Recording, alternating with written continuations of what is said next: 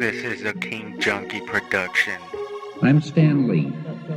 I've been writing stories for the young generation for the past 30 years.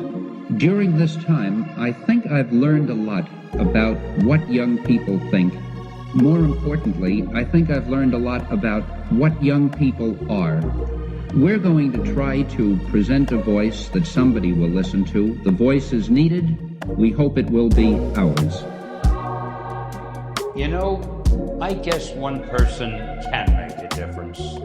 Enough said. I was told to say an anecdote. Anecdotes are easy.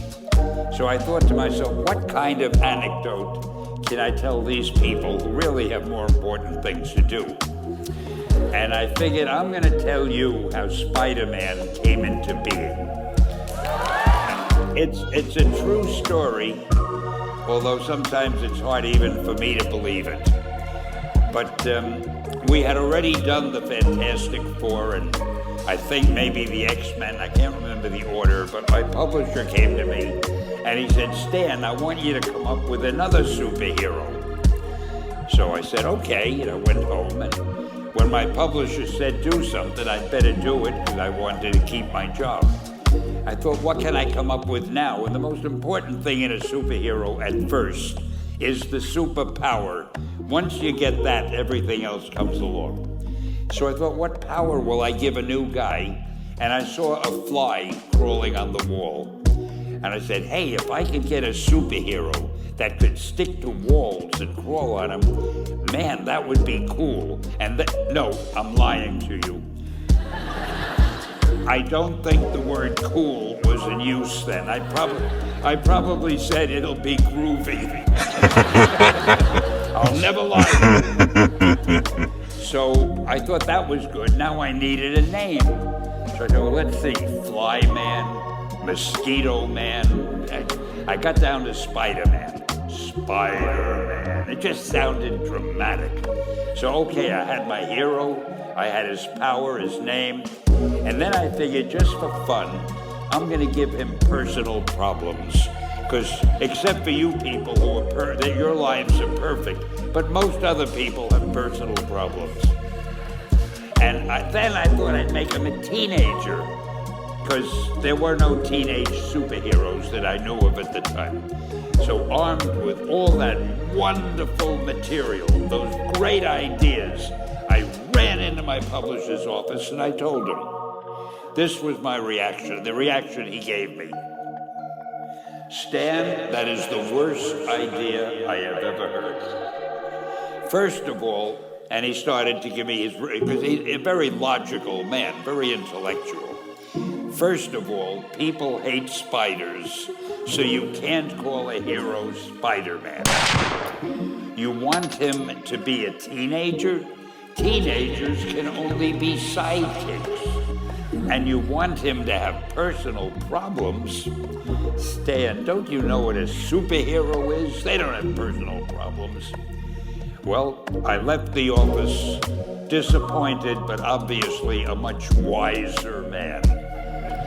And I couldn't get Spider-Man out of my system. So we were about to kill a magazine. I think it was called Amazing Fantasy. It wasn't selling well, and we were sending the last issue to press. When you do the last issue of a magazine, nobody cares what you put in it because the book is dying.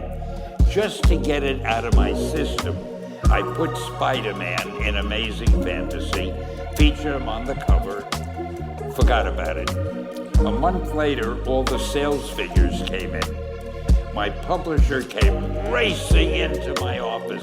Stan, you remember that character we both loved so much, Spider-Man? He said, let's do him as a series. Now, why am I telling you this? Besides the fact that I have to kill a little time. If you have an idea that you genuinely think is good, don't let some idiot talk you out of it.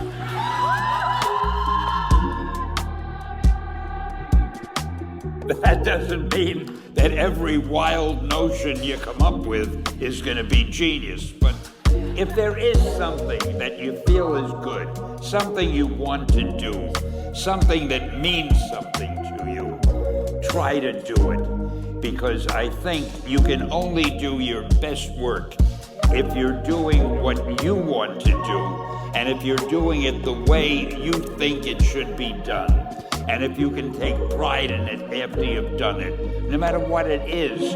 You can look at it and say, I did that, and I think it's pretty damn good. That's a great feeling. This is a King Junkie production. Shut up and write. Got it? Simple. Clear. Don't think. Just do it. You already heard the truth. Stan Lee almost gave up, but he didn't, and Spider-Man was born. Shut up and move. Steve Jobs had an idea. People doubted him, but he kept going. Same goes for you. Shut up and act. Kobe Bryant woke up before everyone, trained when others slept, missed shots in silence, then came back louder. Greatness is quiet at first, then undeniable. Shut up and speak. Just words that carry value. Stop overthinking. Stop waiting. What are you doing? It won't be perfect at first. That's fine. It never is. The power is in you. Words have the power to bring healing. Your voice has the power to create change. Don't waste your gift. Shut up and start. Right now. Don't wait. Believe in yourself and keep going. Lift others up. Don't bring them down. That's it. Nothing more and nothing less. To God be the glory. This is a King Junkie production.